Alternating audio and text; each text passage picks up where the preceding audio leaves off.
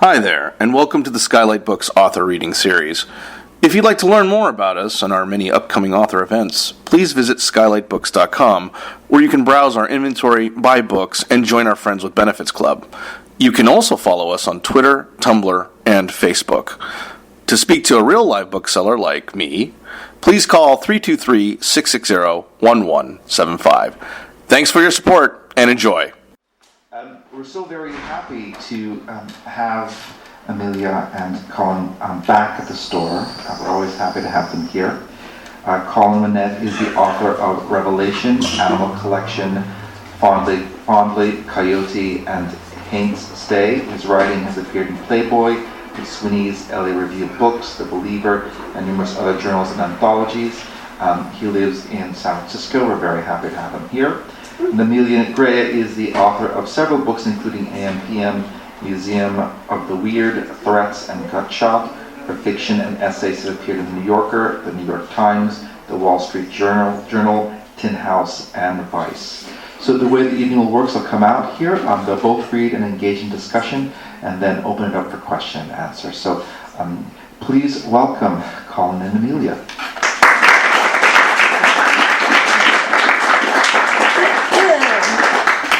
No. I want to sit here. I'll just Gather my belongings. It's going fine.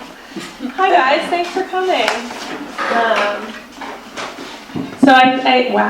I think that what I would like to do, and Colin was okay with it, but change if you want. Am I? Okay. I think that I'm going to read a little short story, and Colin's going to read part of his book. And we'll talk a little bit about writing, books, presses maybe, process. Henry James? Yeah. And then we'll do some Q&A. It's going to be a brisk 45 to 50 minutes. It's going to feel good. And then at that point we're going to all go home. Okay. I like to set expectations. Okay. So my name's Amelia. I write short stories and novels and different things, and one thing that I noticed that was kind of interesting about my writing was that I gotta get it out, Colin. I'm gonna talk about you later, honey. Don't worry about it.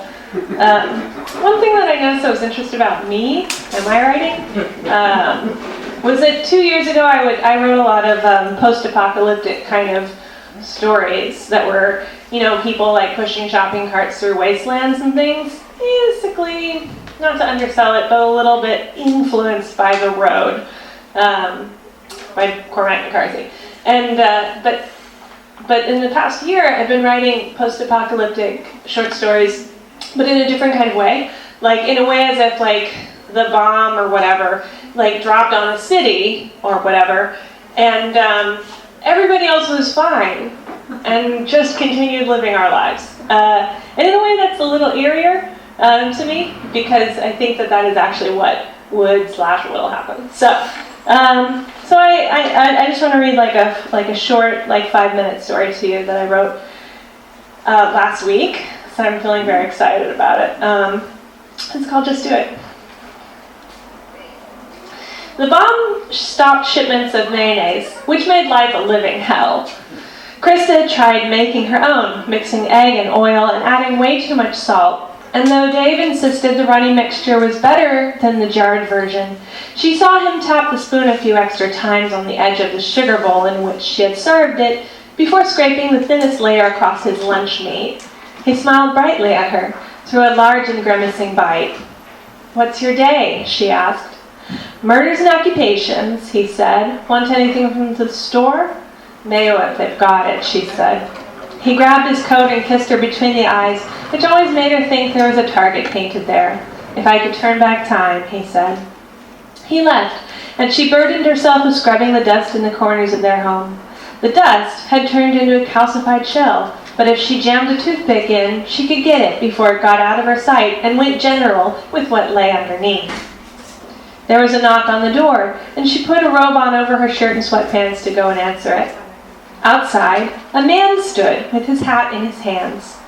"Krista," he said, "from Edgemont High." She frowned. "That's right." who interned at Con Ed through senior year? Krista? Who had 3 parakeets and a dog? Of course, she said. The man squeezed his hat, an old ball cap advertising a yogurt shop.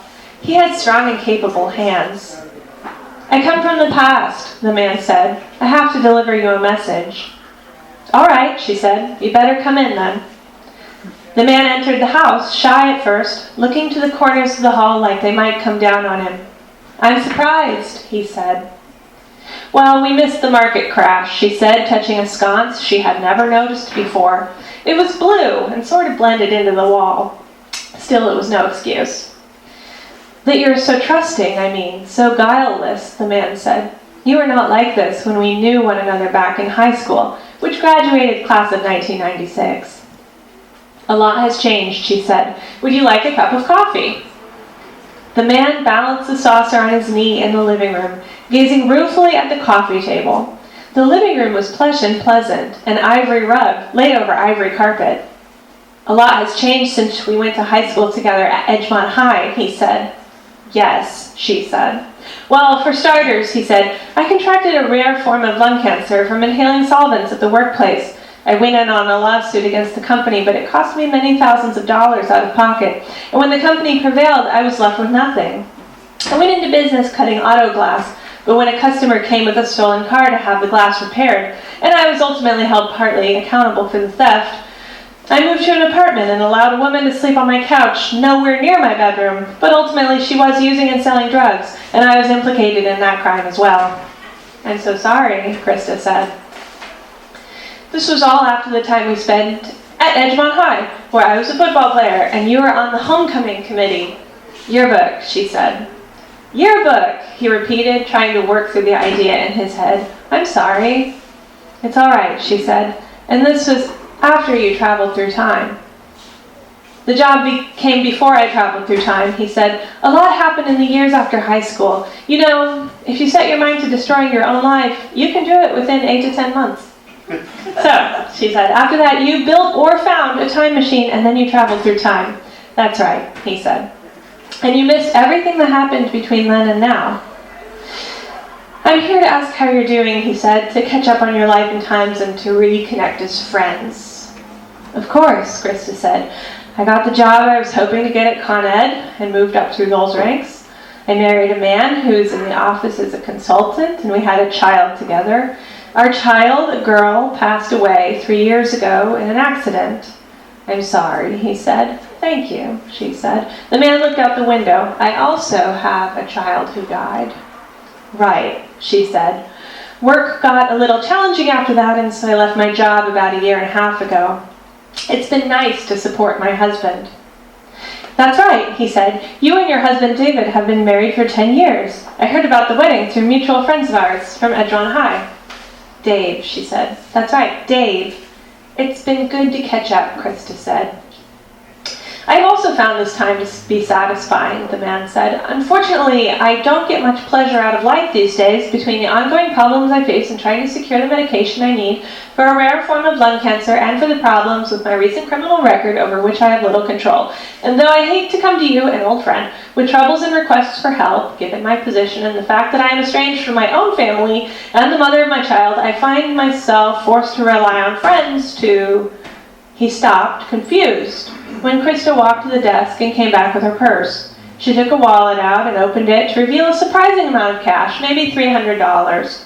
$357, she said, and 35 cents. Do you want it all? Ma'am, the man said, the cup jittered on its saucer. I'd hate to put you out like this. But what are old friends for, she said, if not to support one another? Yes, ma'am, but you don't have to give me all the money. He felt a hot flush of shame as she handed him the cash and change. Really, I think I'd rather you didn't. That's fine, she said. Actually, I'm glad my time has come. He stood, because she had crouched and was now in the process of lying down on the floor. What's happening? He asked. She looked like a snow angel lying on the ivory rug. Go ahead and do it, she said. Do what? The man asked, panicking now. He was reminded of a woman he once saw in a bike accident, draped over a low curb. Are you feeling all right? The woman was kicking at his ankles. Do it, she said. Do what you came here to do. Do you want to use your hands, or would you prefer a weapon of some type? It was just a little money. Quit mincing, she cried. Do it! Do it! Do it! He reached down to try to hold her foot, but she kicked away. She cycled in place, drumming her heels against the couch. Unsure of what else to do, he folded the money and placed it on the coffee table, bowing strangely on the way out. Coward, she said. Though he stood outside the door for some minutes, she didn't lock it after he left. The man walked to the intersection where he had seen the woman on the bicycle. The curb where they collected her had been cleaned, and a fat pigeon hopped from it down onto the road, where it tottered under the wheels of a Super Duty truck stopped at the intersection. The birds had lost their sense and reason, which was the worst of it. The man had been raised to consider the animal kingdom as more reasonable than other types of kingdoms, and so things like this were troubling to him. The light changed, and the Super Duty truck rolled slowly over the pigeon, flattening it. The man sat down on the sidewalk and cried. The end.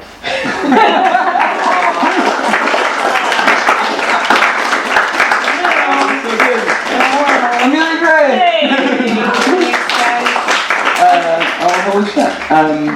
Well, now I'd like you to read from your book, The Job of the Wasp, which is my fave of your book. Oh, that's nice. Yeah, you want. I'm very uncomfortable because I hold Amelia in very high esteem. She's the writer who however, some of the comments she made earlier.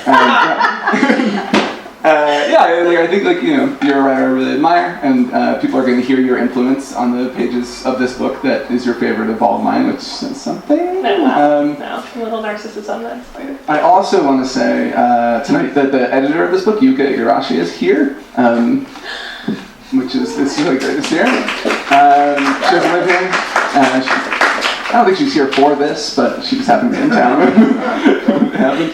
And she sent me a note when we were working on the book. The first note I think I got after acceptance and sort of agreement and all that, and it was there's an overabundance of the following words: pervert and murder.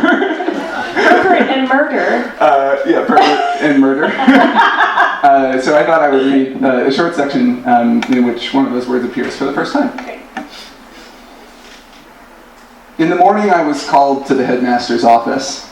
A small man in suspenders and a striped white shirt was there, and I was made to stand on a stool. He brought up my arms and spread my legs. He gripped each and every part of me, grumbling to himself. The headmaster was at his desk, drawing on 2 halves of a torn sheet of paper. When he was finished, he placed one half in a drawer by his right knee and crumpled the other half in his left hand. He held the crumpled paper in a fist, which he gently pulsed as he watched the small man grip me. "You're fatter than boys your height should be," said the small man. "I'm sorry," I said. "I thought you were an orphan," he said. He stepped away from me, inspected my feet, then stepped back in to grip some more. "Do you have what you need?" said the headmaster. "The pants will have to be large in the waist, so they will look baggy around the legs," said the small man. "There's nothing I can do about it. I have too much to do to take on customized work for every fattened orphan sent your way." "I don't mind if they're baggy around the legs," I said. "Depending on how baggy they are," said the headmaster, "it will be fine." "I don't know how baggy they will be just yet," said the small man. He had drawn a notepad from his back pocket and was sketching something. "I don't mind if they're baggy," I said again. I brought down my arms. The small man stepped forward and raised my arms once more. "If they're too baggy," said the headmaster, still pulsing the crumpled paper, "we will send them back." "You have to understand that they are going to be baggy," said the small man, lowering his notepad. "If you don't understand that, then there's going to be trouble." "It's okay," I said. "I understand that the pants will be somewhat baggy," said the headmaster, "but if they are excessively baggy, we are going to send them back." "You're not getting it," said the small man. "The boy is fat. He needs a special waist. It's a grown man's waist. He does not have the legs of a grown man. The pants are going to be baggy and they will be too long. I've never seen an orphan so well fed." "Send the pants," said the headmaster. "Send pants that he can wear." The small man left in a huff, leaving the door ajar. "He's a pervert," said the headmaster. "Don't pay him any mind at all." So from there, things go downhill for the headmaster. The decision was made to bury the headmaster in the garden. It was still dark out, but there were lanterns in the hallway closets of the dormitory, and we sent a group to collect them. We would bury him in the loose dirt, and maybe one day we would eat a pumpkin in his honor. It made us smile, but it was not a joke. We didn't speak as we made our way down the hill to the garden, the headmaster wrapped in a sheet and set in a wheelbarrow pushed by several boys. We took turns digging, and I kept looking to the horizon, expecting to see the sun appear one moment after the next, but it didn't. I had no sense of what our plan for the future would be, our plan for the facility. It wasn't the right time to ask. It all seemed to make sense to the other boys, so I let it go, taking my turn with the shovel and trying to act as agreeable as possible. It was clear to me that unity could never truly be achieved if everyone wanted to lead the unification process. I had gone about the project all wrong, storming in and demanding respect. I had expected it and accepted nothing less, so it was no wonder they'd wanted to open me up. The boy who could not keep his glasses on spoke over the graves after we were done with them. "I have a poem to read," he said, taking a lantern, holding it up as he withdrew a bit of paper from his pocket. "I've only just written it," he said, "and it's not very good." Each of us found some part of the earth to watch as he read. "I'm a little bug," he said. "Maybe not one of the ones that stings, but one still people still bat away or crush with a book. Maybe one that people aren't afraid of, but one they don't necessarily want to look at. I once had a fold of fabric under which I was protected, to which I could comfortably cling and where I felt safe, which is important because a bug is always in danger. But it is the nature of cloth to move and unfold, and it is the nature of weird little bugs to move too, though cloth is never afraid as we bugs can be. Today I am shaken from my fold and falling." That's all I've got so far. He was right. It wasn't good.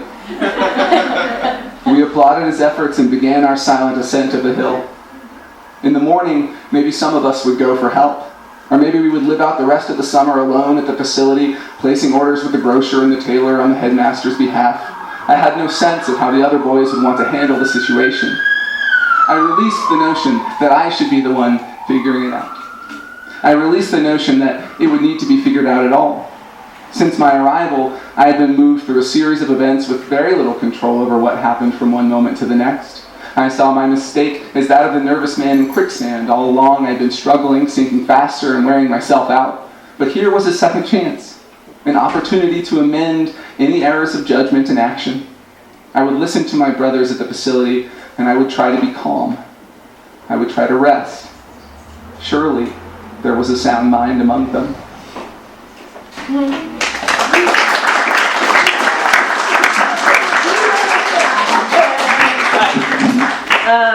Let's talk for like 10 minutes, 15 minutes. Sure. And then maybe the audience will have some queued up questions. I fucked him up, so. Or else, what are we gonna do? Or else I'll talk to each of you. Yeah, For sure. oh boy. I know all of you. We all know them in this way. That was great. Same. Well, thanks. I mean, what I love about Job of the Wasp is that it's a weird, creepy, eerie world that you only hint at in what you just read, but which we really get into, as you might imagine.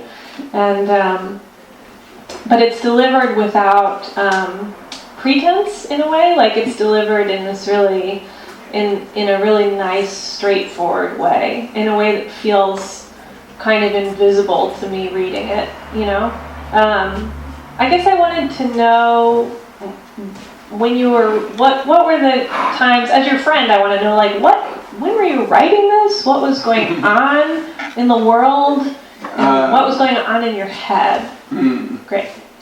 Well, so when I started it like 4 years ago, and I wrote the sort of first chapter, which is very like Jakob von Gunther like introduction scene to this facility, and then I just like sort of lost track of what I wanted to do, or maybe I didn't know, and I kept having the impulse to make the narrator. I was like, what if he could just like open a door and then be in an entirely different boy's adventure every time he opened a door? And I realized I was like making up. I was like, yeah, you just want to write a different like book, so go write that.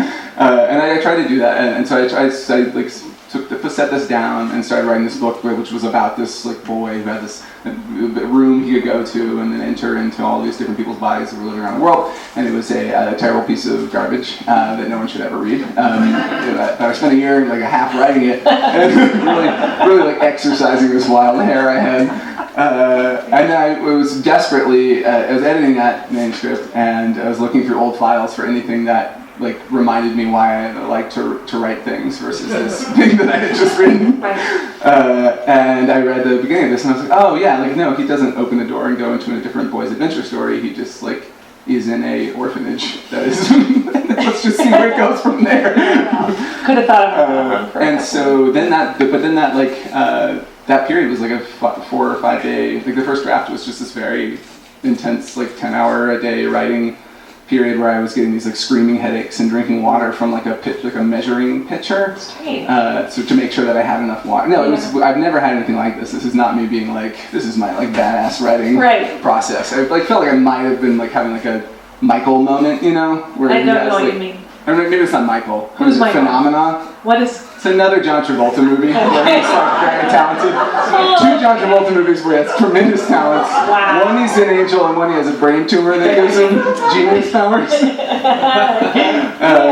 So that's kind of what I felt like. I felt like an angel. I was going to ask, who is Jakob van Uten? Guten? I don't know. That's Brian. He knows how to pronounce it. Brian doesn't know. So that is a character in a Robert Walser book. Okay. I think one of his only novels, but I'm not like a scholar. Okay. But the only novel I've read by Robert Walser. Okay. But it's about a boy in a facility. So wait. School. What was happening in your life that you could work for that kind of hourly thing? I know that's sort of a lame question. But whenever any writer is like, oh, I wrote this on a dare in a week and a half, it's like, no, okay. But like, No, we worked on it for a long time after that. Yeah, it was not. I don't mean to make. Me and then like 4 readers, and then you could eventually. Okay, great. Yeah, this was the 5-day period was a vomiting up of a manuscript that I kind of liked versus the year and a half that I had vomited. And maybe it was in there.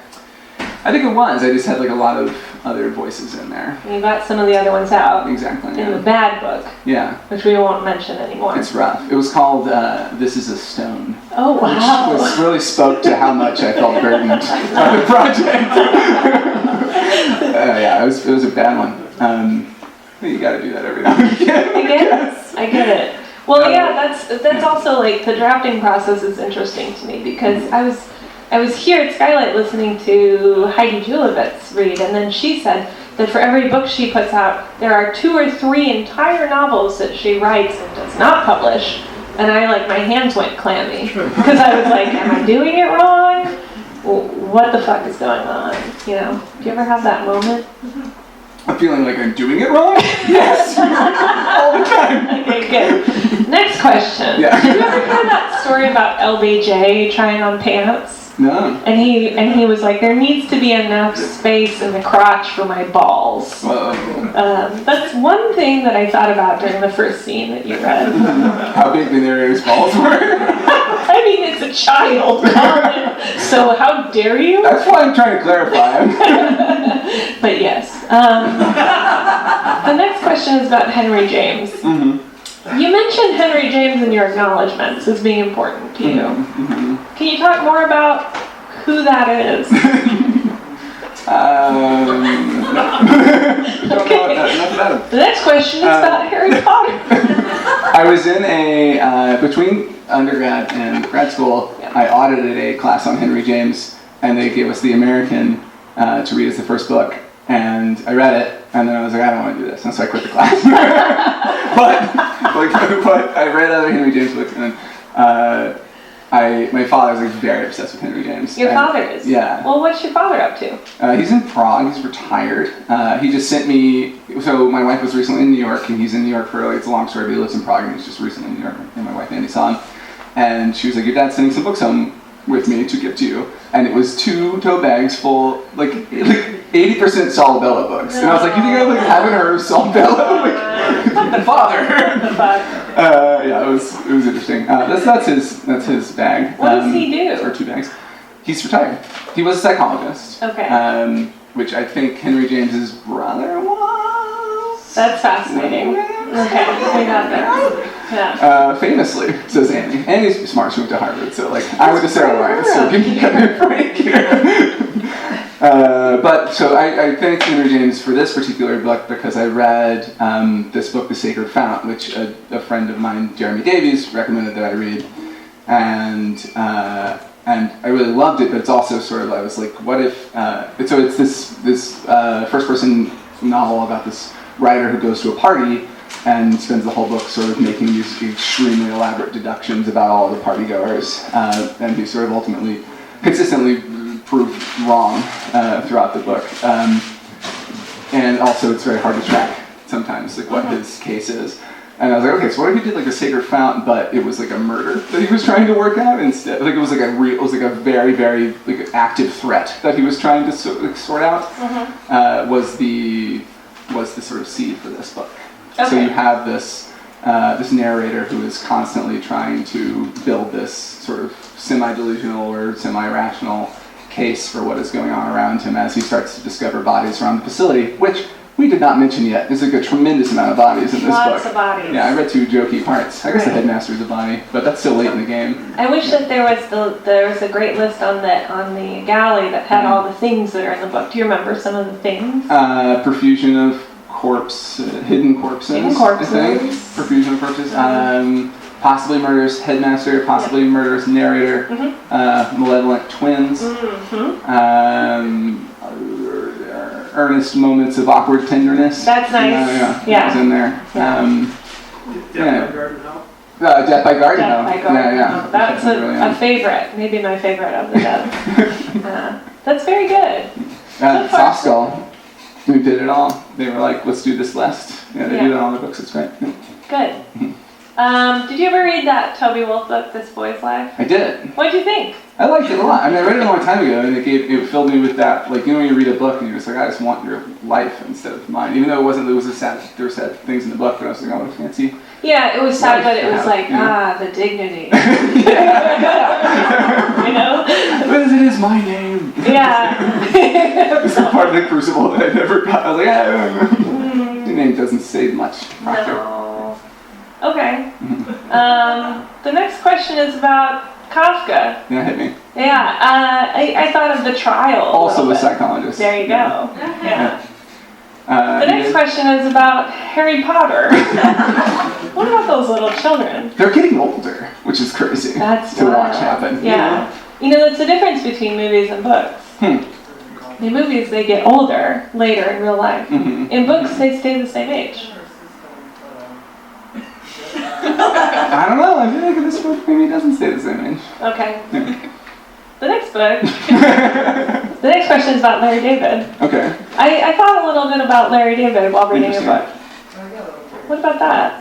Like what? How do I feel about Larry David? Yeah. The latest season of Curve I thought was like a kind of whack. I didn't love it. I mean, Larry's not here by any chance. No, yeah. Larry came to Skylight to hear you talk about. Well, we were talking earlier today. Yeah. He was like, she's gonna ask you about it. No. No, I don't know Larry David. Okay. I like him. I will say, okay, so here's what I would say about Larry David. Here's a real actual connection. Yeah. An author who is another like strong influence on this book and like my writing in general is Patty Yumi Cottrell. Oh, who wrote this book, Sorry to Disturb the Peace, or Disrupt the Peace? Disrupt? Yeah. And we went to grad school together, and she was someone who I just like glommed onto super hard early on. I was like, you're the real deal. Like I want to learn as much. Yeah, she really is. And in that book, Sorry to Disrupt the Peace, she was like, this narrator is Larry David. Like walking into the situation and sort of like haplessly making things worse, and like clinging to their idea of what should be today. Yeah, I can totally see it. And so then, I probably just like leached that. A little bit. Yeah. You took it. Well, there's something like you stole it. Yeah. Yeah, you stole that idea from Patty. All right. Cool. Woman writer. That's fine. But just use it. No, but it is like your character is kind of in a funny way like on this kind of demented track going through the scene. Yeah. Yeah. So like, what do you think about the Haunted Mansion? Like the ride? Yeah. I've never been. I've never been to Disneyland or World. Huh. Yeah. Okay. Yeah, this is why I was so envious of this boy's life. It just seems like a nice time. From rich in California or whatever. There's a lot of, to be rich in California. That was the thing, you know, when I learned that Joan Didion was rich as fuck. I was like, huh. You know, it explained a lot. Yeah. Yeah. So wait, tell me about the Haunted Mansion, and then I'll hit you with a response to that. I think I wrote it once. Okay. Do you walk through it? No. So this is something that I just learned, like having never gone to a Disney-themed park, which I would love to do someday. If anybody has any friends who know anybody who could get into a Disney park, that like most of the ride is the preamble. It's like waiting in line. Like the whole line is the ride, and then you go on like a short ride. Is this not true? Like live? Well, no, in the way that the line is very long, and the ride itself is short. But then it's filled with like things to interact with and like pieces of the story. Yeah. Which I grew up going to Six Flags, which is just like you literally stand in the heat and get sprayed by a mist every 6 minutes, and then you get to ride a ride for 30 seconds, and it's magical. You know that Legionnaire's disease was named because some sprayers were spraying on a group of Legionnaires? I don't even know what a Legionnaire is. Okay. They're like guys that were in a war. Okay, alright, got it. I think, Jim, you can help with that. Yeah, that's good. Great. With like ultimate shame when I said guys that were in a war. You'll tell us later. Okay. Yeah. So that's in that sense. There's a lot of waiting to get to the ride in this book. That's not true at all. That's not what I'm saying. But the point is, I wanted to ask you about kind of what was the deal with your writing last year? What were you working on? Like, what were you thinking about? Because I just read Just Do It, which is admittedly a weird story that I don't know the point of.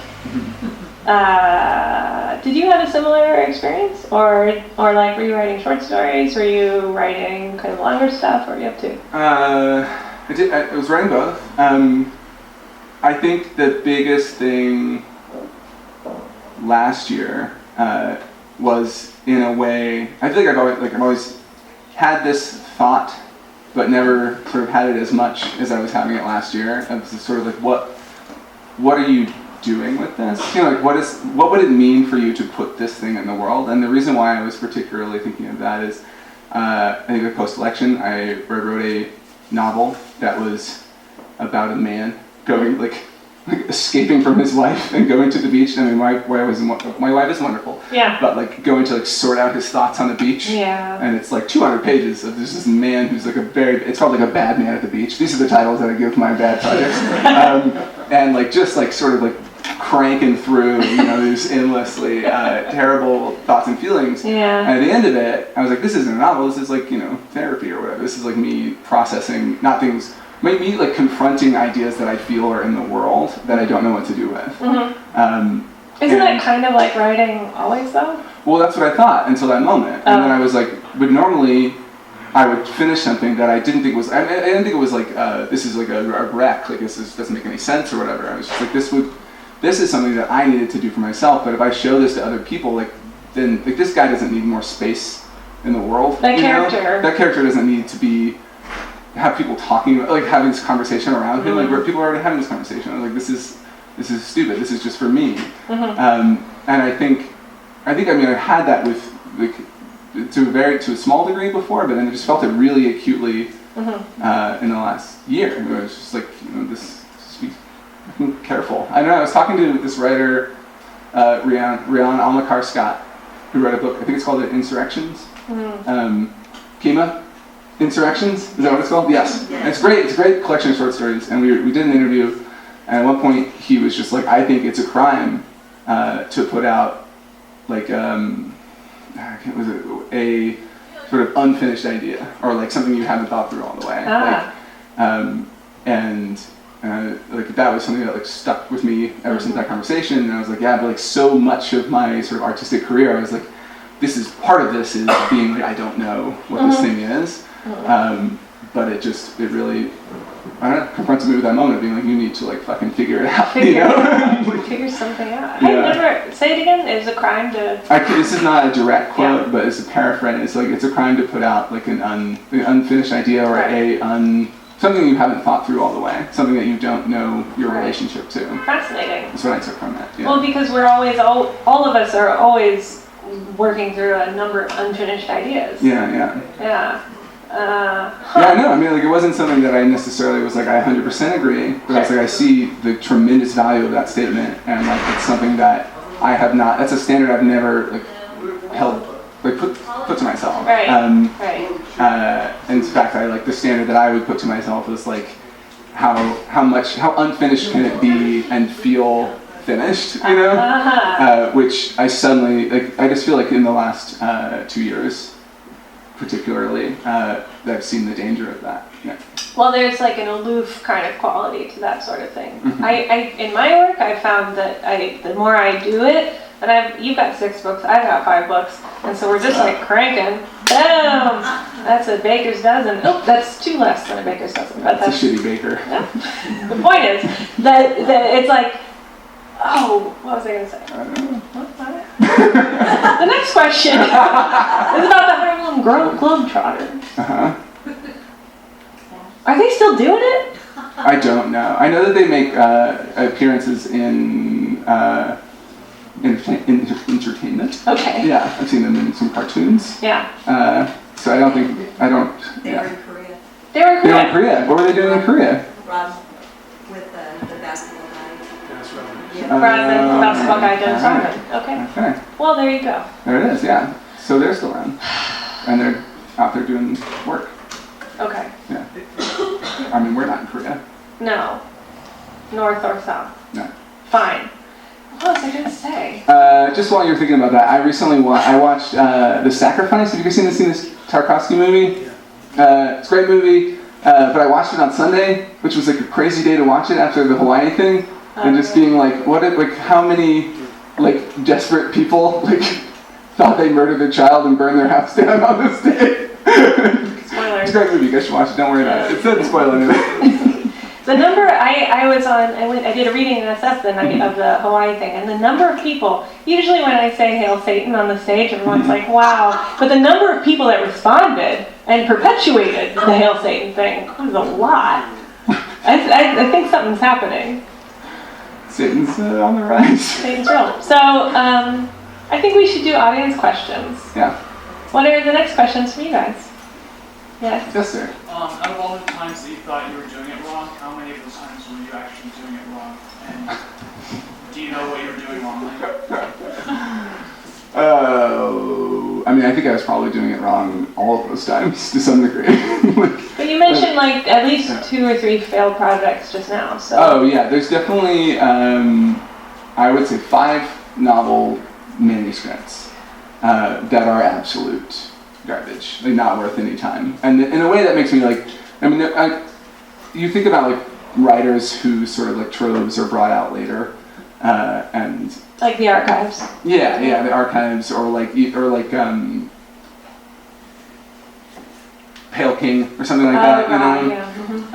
And you're just like, they never will just admit that this would be the most humiliating thing for this person to witness if they were alive. Right. I mean, I'm assuming a lot about people I don't know, but like, I mean, from my experience, if anyone looked at any of these 5 books, I feel like they would immediately lose any goodwill they brought to other books that like I put in the world. They're like, oh shit, that's just a mess. Do you have a plan where Andy's gonna like drill your hard drive and burn your manuscripts and stuff? She'll just do that. She's not gonna. Like, I mean, if I go first, she's definitely gonna be like, nobody needs to know that he exists. Great. That's pretty hard. I have a question for you.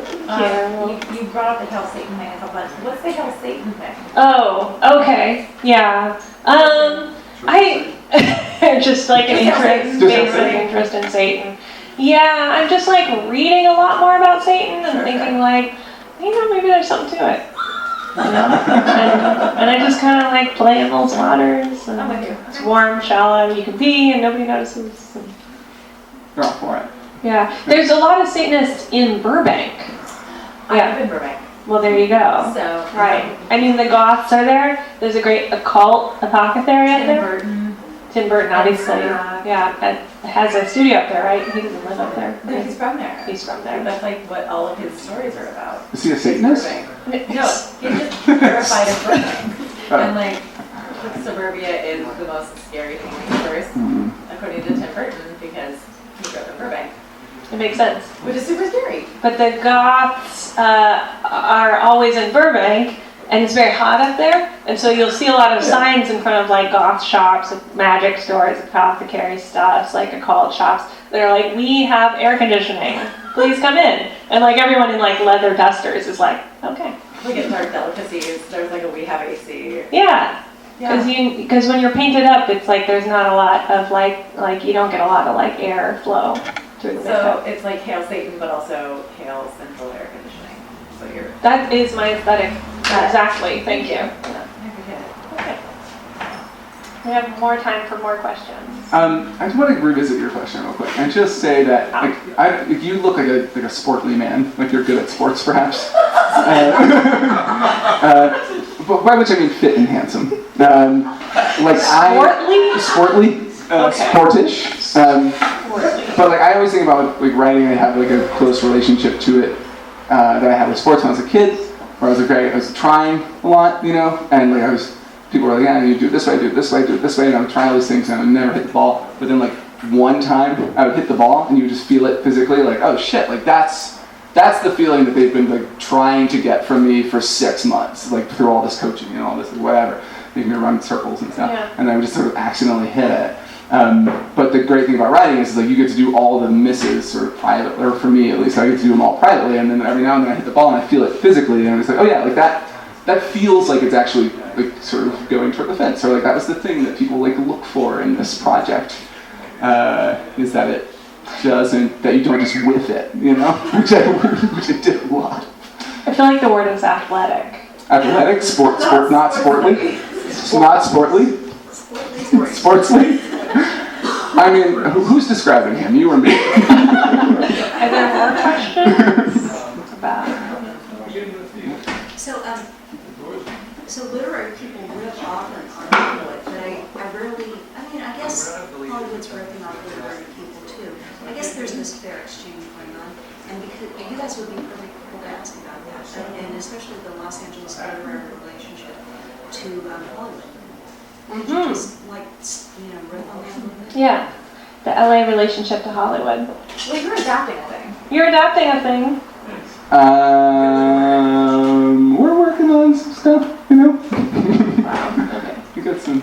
I signed a bunch of secret contracts. Oh, the NDAs are here. The production company Film Science optioned Paint Stay it was written and to be directed by Michael Johnson, who's here in the audience tonight. Oh, dope.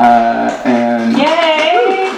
I'm excited because Paint Stay is great. You guys should get into it if you like weird westerns. it's gonna be a great movie. Yeah. And you wrote it? No, Michael wrote it, and I worked on it with him. Yeah. It's a cool take on the material. It's really, really different, but also keeps sort of a lot of the core project intact, I think, and it's going to be strange and cool and weird. And for me, it was just this tremendous learning process. Where like I was going into a situation where everybody knew what they were doing, and I had no idea what I was doing. I was just like, can I like hang out and like try and it's like, oh, maybe try this, And so I don't know if I necessarily have like a lot to say about it other than it's been great so far. Yeah. And I'm really excited. Oh, guys. This is a real creative connection. I've been in the writer's room on Mr. Robot, a show about technology hackers. So how does it end?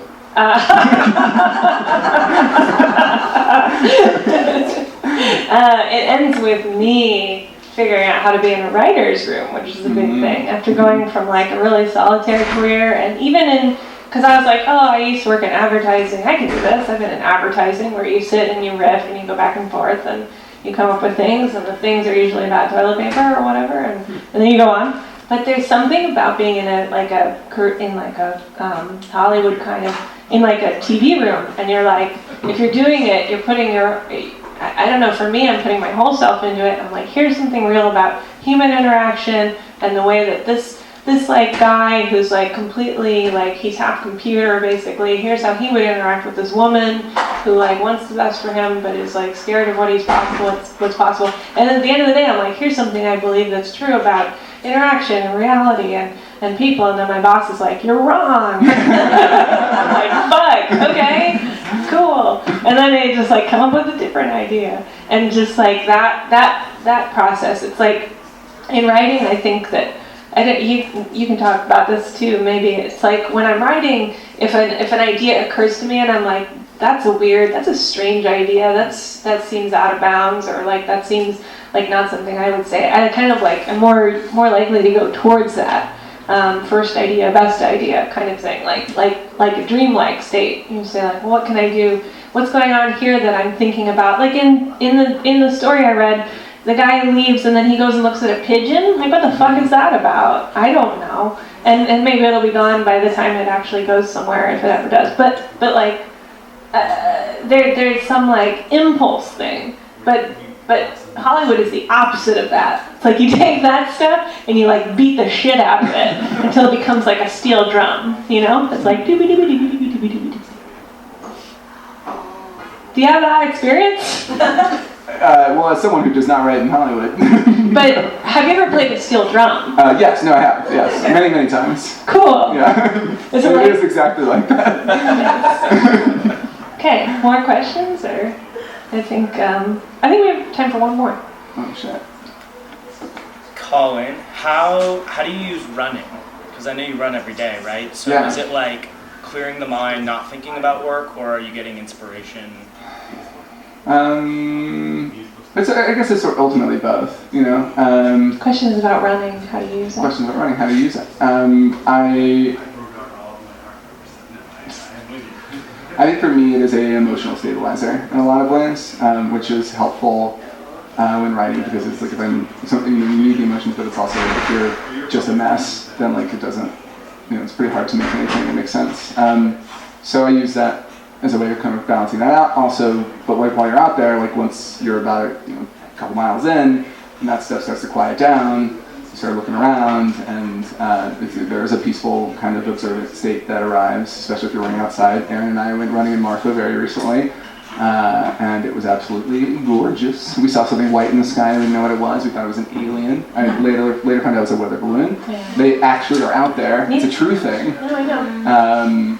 And yeah, so sometimes ideas will sort of bubble up, then are solutions to problems. But I have the real issue of if I'm like not writing and I come up with an idea that I think is good or a solution to a problem, and when I return to writing, it goes away and it just fails. So it really is it's like trying to recreate the feeling that happens all the time elsewhere while actually making the work.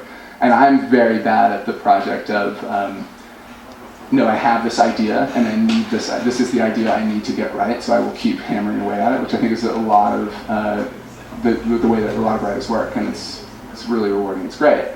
For me, the more I hammer away at something, the worse it gets, for sure. And so that's something like with this book or with other books where it suddenly starts to click. It's like the closer I can stay to the impulse that felt right, like the better, And that's why I will write so many failed projects. It's like, I'll just follow this, and see where it goes. Does that have anything to do with running? I run a lot. I run every day. That was good. No, I think we did a good job. I think you did a really good job. Yay! Thanks to Skylight for having us. Terrific people. That is really great. Thank you so much for the discussion. We're always happy to have you here. We have the books available at the register. We'd love it if you bought the books first before you get them signed. And what I'll do is I'll move all the stuff out of the way. I'll bring out a table for them to sign behind. As you can see, they're very nice people. Oh, gosh. So feel free to chat them up and enjoy the story. So thank you very much. Yay. Thanks, y'all. Thanks, everybody, for coming.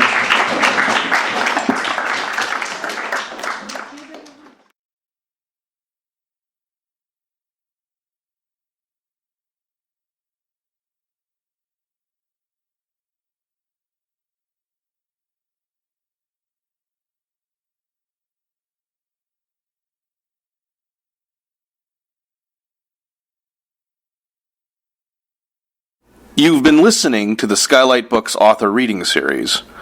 Don't forget, you can listen to this and all of our other great podcasts at skylightbooks.com. Thanks again for stopping by, and we hope to see you soon.